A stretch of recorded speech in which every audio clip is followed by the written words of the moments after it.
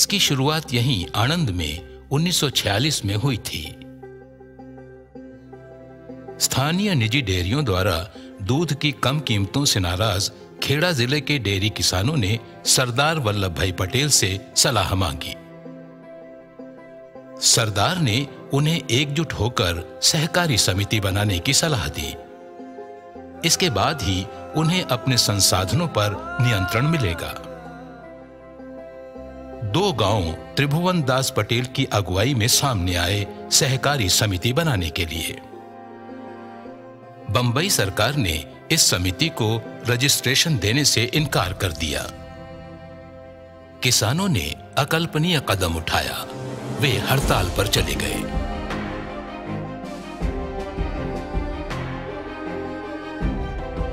पंद्रह दिन के दूध के अकाल के बाद बंबई सरकार झुक गई।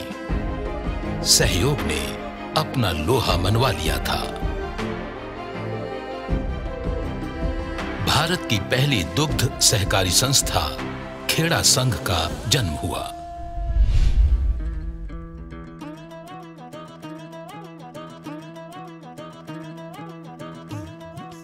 उन्नीस 1964 तक ये छोटी सी दुग्ध सहकारी समिति एक आंदोलन में बदल गई।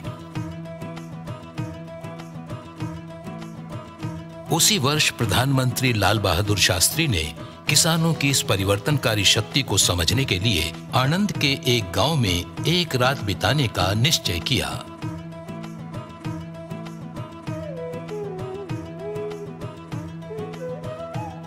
ग्रामीण भारत के विकास में सहकारी समितियों की क्षमता को देखते हुए उन्होंने आणंद की भावना को सारे देश में फैलाने के लिए राष्ट्रीय डेयरी विकास बोर्ड यानी NDDB की स्थापना की।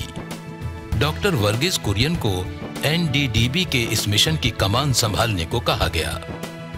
इस प्रकार NDDB अस्तित्व में आई। उस यात्रा की शुरुआत करने के लिए जो डेयरी उद्योग के माध्यम से ग्रामीण भारत का नक्शा ही बदलने वाली थी। लेकिन आनंद की भावना को कैसे बढ़ाया जा सकता है? इसके लिए आवश्यकता थी धनराशि की, कुशल मानव शक्ति की, धैर्य और लचीलेपन की। पर इन सब से ऊपर आवश्यकता थी दूरदृष्टि की। और इसका आधार था 1970 में शुरू किया गया ऑपरेशन फ्लड, खाद्य सहायता का सबसे बड़ा विकास कार्यक्रम।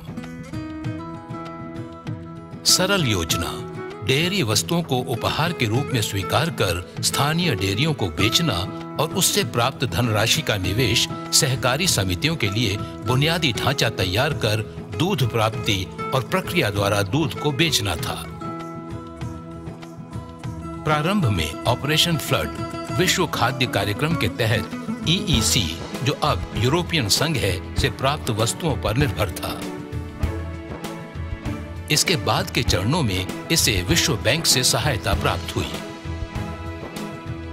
1996 में ऑपरेशन फ्लड की समाप्ति पर एक राष्ट्रीय दुग्ध ग्रिड 300 से अधिक कस्बों, शहरों और महानगरों के 72,000 ग्रामीण सहकारी समितियों से जुड़ा। बाजार से जुड़कर दूध लाखों छोटे दूध उत्पादकों के लिए आजीविका का स्रोत बन गया। अतिरिक्त दूध और फैलते बाजारों की उपयोगिता को बढ़ाने के लिए NDDB ने नए उत्पादों और तकनीकी प्रक्रियाओं की श्रृंखला का विकास किया। NDDB की प्रयोगशालाओं में वैज्ञानिकों ने पशुओं के स्वास्थ्य, पोषण और प्रजनन के लिए किफायती समाधान विकसित किए।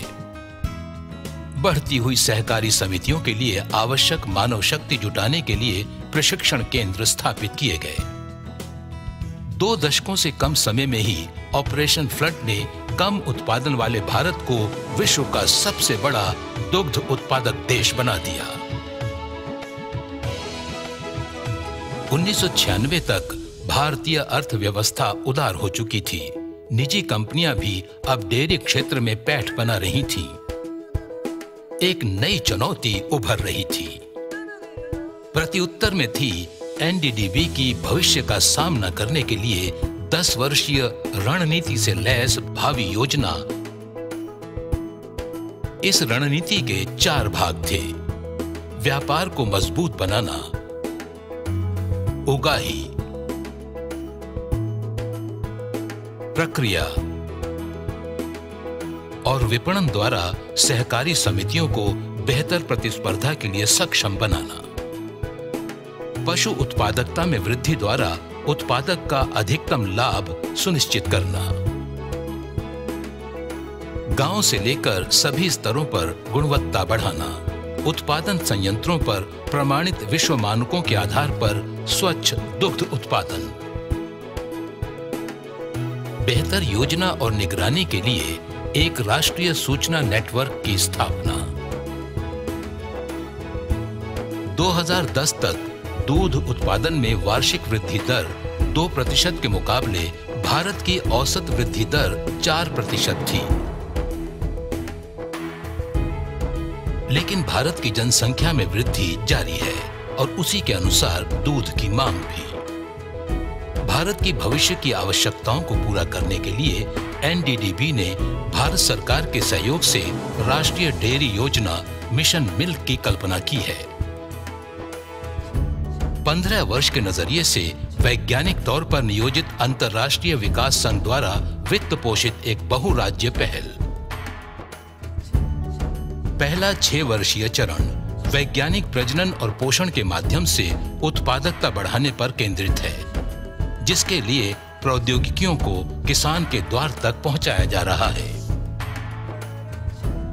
उत्पादकों के संगठनों का विस्तार कर उन्हें बिक्री योग्य 50% हिस्सा बनाए रखने के लिए सक्षम किया जाएगा। मौजूदा सहकारी समितियों को सुदृढ़ करने के अलावा उत्पादक कंपनियों को बढ़ावा दिया जाएगा। ये स्वयं किसानों द्वारा चालित होंगी और केंद्रीय विधान के अंतर्गत इसका व्यवसाय पेशेवर प्रबंधन द्वारा होगा। कुशल मानव संसाधन मिशन मिल्क की सफलता के लिए महत्वपूर्ण है। इस अवधि के दौरान हजारों की तादाद में लोगों को प्रशिक्षित और पुनः प्रोत्साहित करने की आवश्यकता है। मिशन मिल्क अगली डेयरी क्रांति का श्री गणेश करेगा। अपने मकसद को आगे बढ़ाने के लिए एनडीडीबी ने पूर्ण स्वामित्व वाली सहायक कंपनियों की स्थापना की है। एक विशिष्ट उद्देश्य के अंतर्गत एनडीडीबी के भीतर आरंभ की गई पहल ने आज हर एक को अपनी स्वयं की एक महत्वपूर्ण इकाई में विकसित किया है। प्रारंभ से ही अपने 1965 के ऑपरेशन फ्लड, फिर भावी योजना और अब मिशन मिल्क के तहत एनडीडीबी का उद्देश्य और दृष्टिकोण लगातार भारत के छोटे और हाशिए पर खड़े किसानों की सेवा का रहेगा।